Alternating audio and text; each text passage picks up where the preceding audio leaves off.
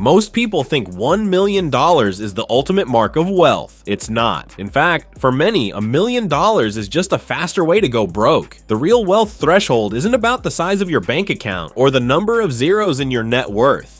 It's about something much more powerful and much harder to obtain. It is about leverage. There is a specific level where your life fundamentally changes, where the gravity of the rat race no longer pulls at your feet, and where your time finally becomes your own. 95% of people never reach this threshold, not because they lack the talent or the hard work, but because they are aiming at the wrong target. By the end of this video, you will understand the exact financial and psychological threshold that separates the truly free from the merely well-off, and more importantly, you will know the exact steps to start moving toward it today. We have been sold a massive lie about what it means to be rich. Society tells us that wealth is a high salary, an expensive house in the right neighborhood, and a luxury car in the driveway. We are conditioned to look at symbols of consumption rather than the mechanics of production. But here is the cold, hard truth. High income is not wealth. If you earn $500,000 a year but spend $490,000 to maintain your image, you aren't wealthy. You are just a high-level servant to your own lifestyle. This is the trap of lifestyle inflation and status chasing. Most six-figure earners are remarkably financially fragile. They are one job loss or one market downturn away from total collapse because they have traded their most valuable asset, their time, for liabilities that lose value every single day. This is exactly why most professionals feel like they are running on a treadmill that keeps getting faster. They are earning more, but they are owning less. To understand how to break out, you have to recognize the 3 stages of financial life. Stage 1 is survival. This is where the majority of the population exists. You are living paycheck to paycheck, and there is zero margin for error. In this stage, every bill is a source of emotional stress, and your entire existence is reactive. You work because you must, and you spend because you have to. Stage 2 is stability. This is where you have built a decent cushion. You have some savings, a few investments, and a little breathing room. If you lost your job tomorrow, you wouldn't be on the street next week. However, you are still fundamentally dependent on active income. If you stop working, the clock starts ticking on your survival. You have a nicer cage, but you are still inside it. Stage 3 is the real wealth threshold. This is the level where your assets generate enough income to cover your entire lifestyle. This is where optionality appears. Work becomes a choice, not a requirement. But even this stage has a deeper level that most people fail to see until they are right on the edge of it. Let's define the real wealth threshold clearly and practically. It is the moment your assets produce enough recurring, reliable cash flow to fund your life without a single minute of your labor. This has nothing to do with your net worth on paper. You can have a $5 million house, but if you have no cash flow, you are house poor. Real wealth is measured in time, not currency. It is built on income-producing assets. This could be a dividend portfolio, rental income from real estate, a cash-flowing online business, or equity in scalable companies that operate without your daily involvement. To find your number, you must calculate your freedom number. If your life costs $4,000 a month to run, you need $48,000 a year in passive asset-based income. If you hit that, you have crossed the threshold. At that point, the math of your life changes. You're no longer selling your life in exchange for a paycheck. You're now using your wealth to buy back your time. So why do most people never reach this point? It usually comes down to 5 specific failures. First, they optimize for income instead of ownership. They focus on getting a raise rather than acquiring an asset. Second, they upgrade their lifestyle the moment their income increases. They buy the bigger house and the newer car, effectively resetting the clock on their freedom every few years. Third, they don't understand leverage. They think the only way to make more is to work more. Fourth, they underestimate the power of compounding. They look at the small returns of the early years and quit because they want the millionaire feeling right now. Finally, they simply quit too early. Building a base of income-producing assets takes a decade of discipline, and most people can't look past the next 6 months. Consider the high earner who makes $300,000 a year but has a zero net worth because of debt, compared to the modest earner who lives on $30,000 and invests the rest for 20 years. The modest earner reaches the real wealth threshold, while the high earner is stuck in a golden cage.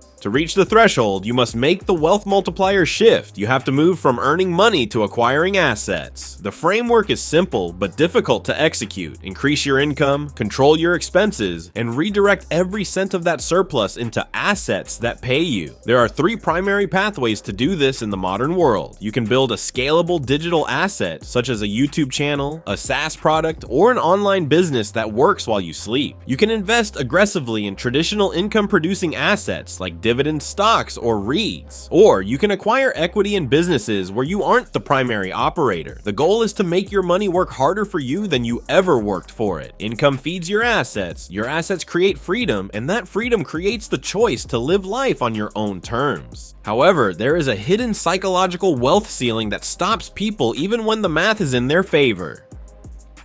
This barrier is built out of comfort zone income and fear of risk.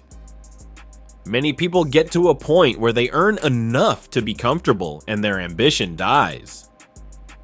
They become afraid to take the risks necessary to cross into true wealth because they have too much to lose.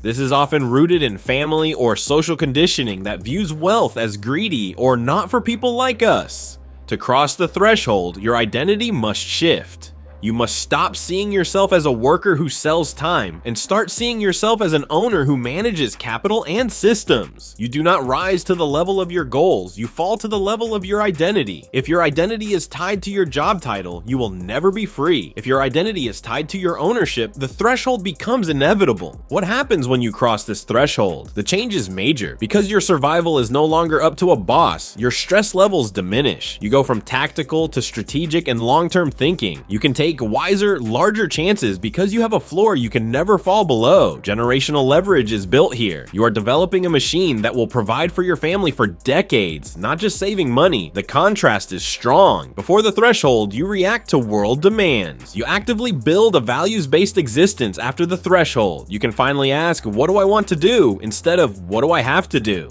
A specific plan is needed to reach the real wealth barrier. Calculate your freedom number. Be honest about the cost of your desired existence. Step 2. Boost your skill-based income for greater capital. Third, avoid lifestyle inflation like hell. Keep spending low while income rises. Step 4. Automate investment to eliminate human oversight. Step 5. Adopt an ownership mindset for 5-10 years. This is a get-free-forever technique, not a get-rich-quick plan. Write your freedom number in the comments now. Writing that number makes it a goal, not a dream. Share this video with a treadmill-bound person who needs to see the exit sign. Real financial freedom isn't about worldly wealth. Personal freedom is the goal. $1 million mark distracts. Only the real wealth threshold counts. It is measurable, achievable, and the only way to own your future. Most people live their entire lives without setting goals. They will spend 40 years chasing a wage and wonder why they never feel secure. Don't join them. Understand that genuine wealth isn't $1 million.